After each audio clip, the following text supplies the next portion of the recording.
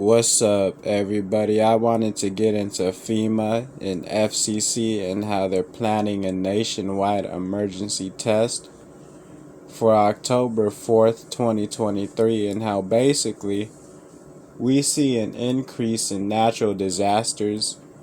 We see all the fires going on around the world, the very strange fires, which, not only that, we can see that economically everything is pretty much boo-boo.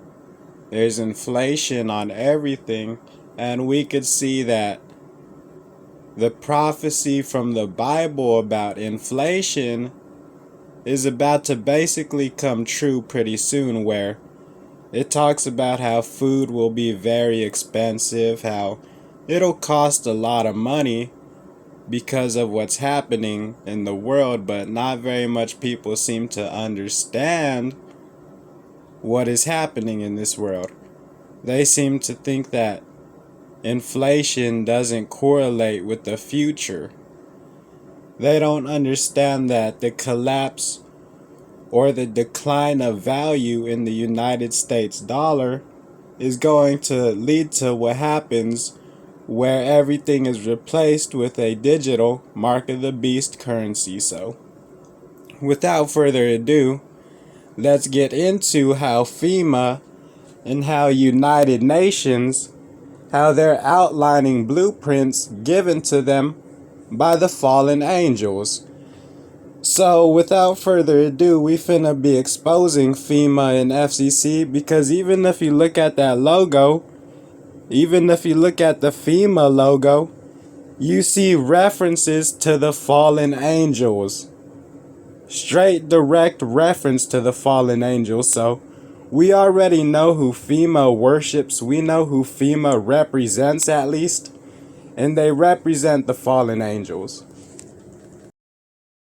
Now, even when you look at the UN logo, you could see reference to the fallen angels. Why is this important? Even when you look at CIA logos, even when you look at the Information Awareness Office logo, you see references to the fallen angels. Why is this important? This is because if all of these organizations, if all of these world organizations represent the fallen angels in their logos, that means that these entities are working for the fallen angels. And if you're too dense to understand what a fallen angel is, Google the origin of Mesopotamia and Google where their government came from. Their government was almost based entirely on their religion. The origin of Mesopotamia government and Mesopotamia economics was Mesopotamian religion. And this same Mesopotamia boo-boo is what pretty much all societies have been structured after, because it was one of the first societies. Whoa, common sense, right? Because Mesopotamia was the first place where money was used, and guess what? Every country uses money today. Whoa, very hard to figure out for a lot of people, apparently.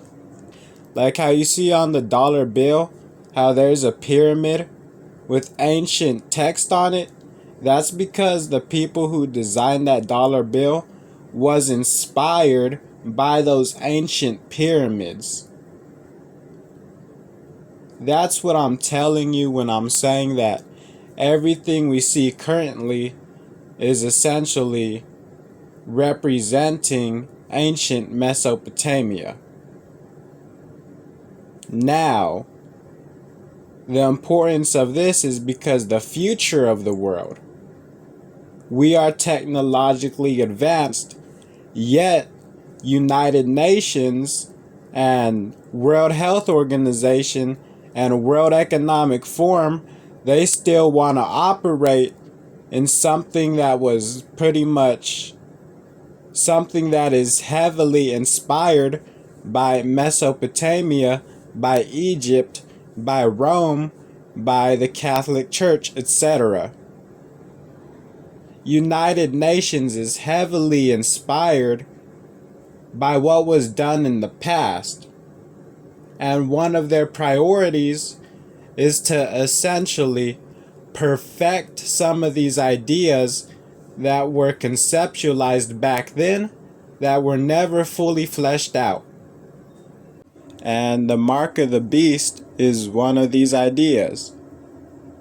Money has been around for a very long time, but the mark of the beast is a conclusion of banking, finances, technology, and money. That's all it is a conclusion. It's a completion of something that's been around for a very long time. And that's all that we're seeing, is that we're seeing a conclusion of certain things that have already been around for a very long time.